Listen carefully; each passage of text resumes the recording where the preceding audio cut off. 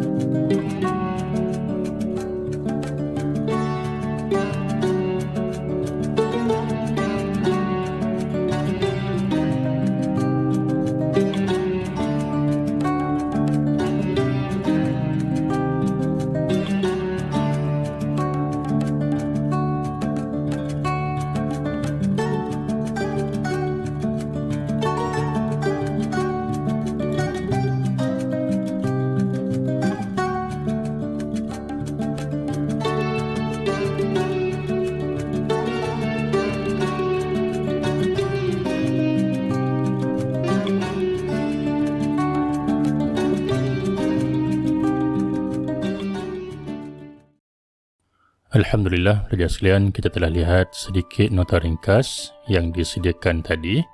InsyaAllah sama-sama kita buat latihan buku teks pendidikan Islam tingkatan 3, muka surat 160.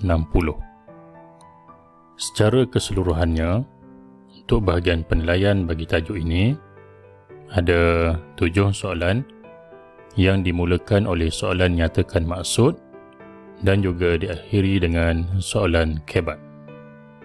Jadi pelajar boleh memilih sama ada untuk membuat kesemua jawapan bagi soalan yang diberi ataupun soalan-soalan tertentu sahaja. Yang lain ni sebagai ulang kaji. Soalan yang pertama, nyatakan maksud. Qiyamul Lail.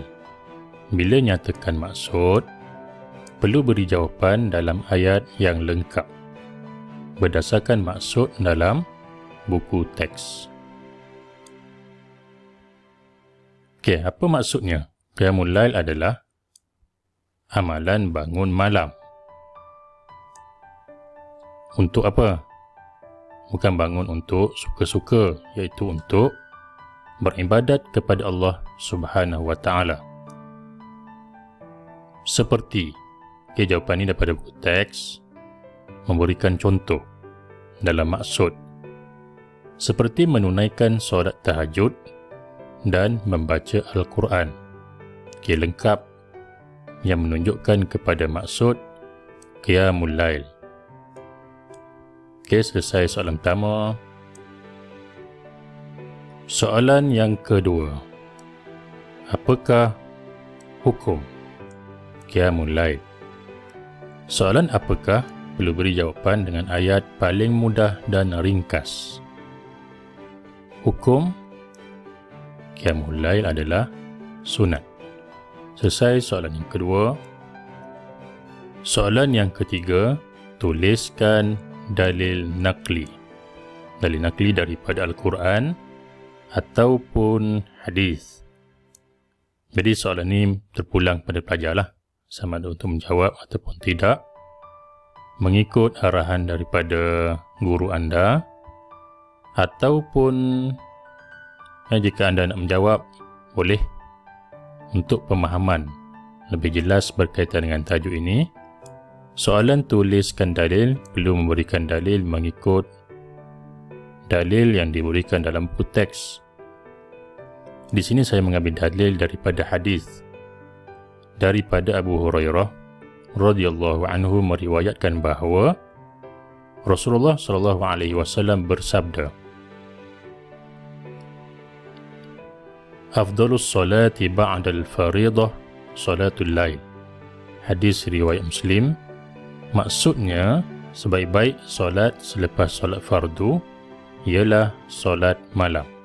Selesai soalan yang ketiga. Soalan yang keempat, senaraikan dua amalan. Bila amalan adalah satu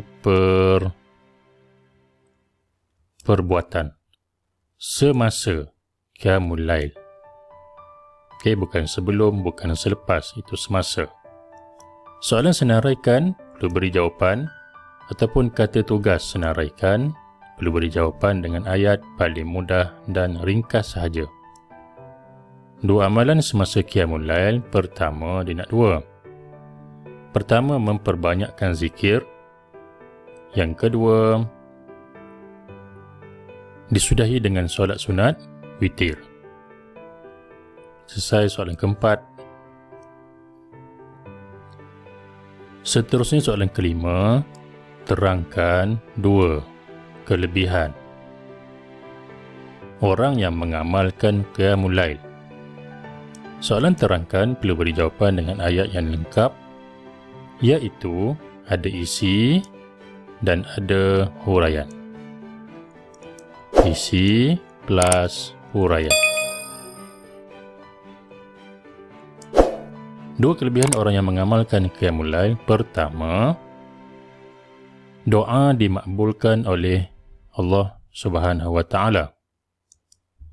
Yang isi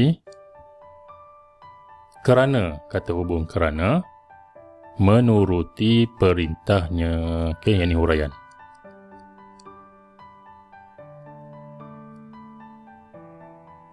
Yang kedua, jawapan yang kedua, mendapat kemuliaan dan tempat yang terpuji di sisi Allah Subhanahu wa taala. Sebagai isi, kerana hidup diberkatinya. Okey, huraian. Selesai soalan yang kelima. Soalan yang keenam, nyatakan hukum bagi situasi berikut beserta alasan. Soalan nyatakan perlu beri jawapan dengan ayat paling mudah dan ringkas. Jadi dalam soalan ini pelajar perlu memberikan hukum dan alasan. Situasi pertama, semasa qiyamul lail, Abdullah terlupa untuk menunaikan solat witir. Jawapan untuk situasi yang pertama, ini adalah cadangan jawapan jika ada pembetulan ataupun penambahbaikan daripada saya akan letakkan di ruangan komen di bawah. Saya akan pinkan komen tersebut. Qiyamul lail Abdullah sah. Ini hukum. Alasannya, kerana hukum menunaikan solat witir adalah sunat. Situasi yang kedua, Abdul Qayyum melaksanakan qiyamul lail secara berjamaah di rumah. Okey, jawapan untuk situasi yang kedua, cadangan jawapan, tidak disunatkan qiyamul lail secara berjamaah. Okey, ini hukum. Alasannya, kerana Nabi SAW melaksanakan qiyamul lail secara bersendirian. Okey, selesai soalan ke-6. Seterusnya soalan yang terakhir, soalan kebat, stimulus. Umat Islam telah sedia maklum tentang kelebihan qiyamul lail. Namun, tidak ramai yang ingin merebut peluang untuk melaksanakan ibadah ini, iaitu ibadah qiyamul lail. Soalan pertama, mengapa situasi ini berlaku? Dan soalan yang kedua, kemukakan cadangan anda untuk menangani situasi tersebut. Soalan kebat, perlu beri jawapan yang ada isi, huraian, huraian lengkap dan kesimpulan. Jadi di sini saya mengambil pendekatan untuk memberikan dua jawapan untuk dua soalan kebat ini. Jika pelajar mengambil pendekatan untuk memberikan satu sahaja jawapan untuk kedua-dua soalan ni pun boleh. Jadi saya pun tak pasti lagi tentang format jika ada dua soalan sebegini. Untuk tujuannya sebagai latihan, di sini saya memilih untuk menyediakan cadangan jawapan dua untuk dua soalan ini. Kita lihat yang pertama dulu, mengapa situasi ini berlaku? Bila mengapa, kita perlu memberikan sebab apa. Pada pandangan saya, perkara ini terjadi kerana mereka tidak merasai kepentingan amalan Qiyamul Lail. Kerana kata hubung, tidak didedahkan dengan ibadat ini dalam kehidupan. Uraian. Kesannya, mereka agak sukar untuk melazimi ibadat Qiyamul Lail untuk bangun pada 1/3 malam walaupun mengetahui kelebihannya. Uraian lengkap.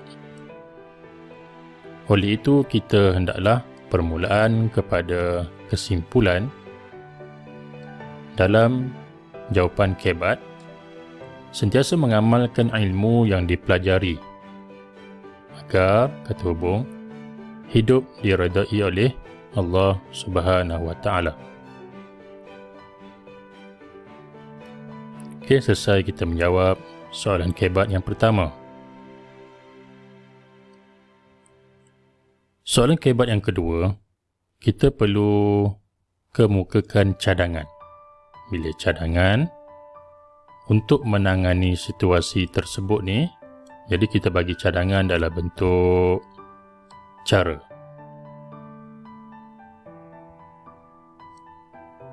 Jadi di sini kita berilah cara dan cadangan kita untuk menangani situasi tersebut. Pada pandangan saya, pihak yang berkenaan perlu mengadakan ceramah kesedaran berkaitan ceramah kesedaran isi. Jadi ini cadangan kita untuk pihak yang berkenaan mengadakan ceramah kesedaran. Okey, berkaitan dengan apa ceramah ni? Berkaitan dengan melazimi ibadat Qiyamul Lail sebagai huraian. Kesannya, huraian lengkap, masyarakat akan mula berusaha untuk mengamalkan ibadat Qiyamul Lail dalam kehidupan mereka. Huraian lengkap. Oleh itu, kita hendaklah, yang kesimpulan, memperbanyakkan usaha islah dan dakwah agar kehidupan sentiasa dirahmati oleh Allah Subhanahu wa Ta'ala. Jadi kesimpulannya, kita memberi saranan untuk memperbanyakkan usaha islah dan dakwah. Okay, kita tak boleh nak ulang balik. Contoh, kesimpulannya, kita hendaklah menangani situasi. Kita dah ulang balik. Okay, kita memberikan satu saranan yang menyeluruh, yang menyimpulkan semua yang diperlukan dalam soalan ini. Okey, selesai kita menjawab soalan ketujuh dan soalan terakhir untuk tajuk pada hari ini. Jadi sekadar itu pelajar yang dirahmati Allah Subhanahu wa Ta'ala sekalian. Sekian, terima kasih daripada saya. Mohon maaf atas kesilapan, dan jika ada penambahbaikan saya akan tambahkan di ruangan komen di bawah. Semoga berjaya dalam kehidupan anda, dunia, dan lebih-lebih lagi paling penting di akhirat nanti. Semoga kita semua dapat melazimi Qiyamul Lail, kerana di waktu itu manusia sedang tidur, sedang dibuai dengan mimpi. Kita bangun bertemu dengan Allah Subhanahu wa Ta'ala, merintih, mengharap, berdoa atas kejayaan hidup kita. Semoga hidup kita berjaya sekali lagi di dunia dan di akhirat. Sekian, wabillahi taufiq wal hidayah. Assalamualaikum warahmatullahi wabarakatuh.